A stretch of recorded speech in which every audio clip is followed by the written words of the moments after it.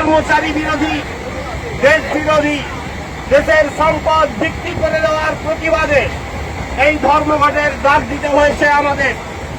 আসুন, এ দাবি আপনার দাবি, এ দাবি দেশের জনগণের দাবি।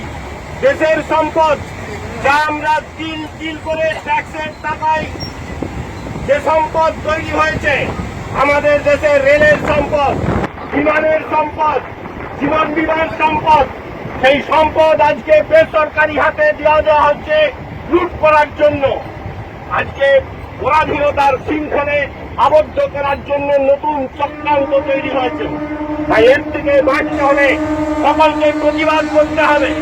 এই প্রতিবাদে সামিল হওয়ার জন্য আমাদের দেশে আগামী 9 জুলাই সাধারণ ধর্মঘটের ডাক দেওয়া হয়েছে। এই ধর্মঘটকে সফল করার জন্য সর্বস্তরের মানুষের কাছে আমাদের আহ্বান, এই দাবি যখন আপনার দাবি, আসুন সমর্থন করুন।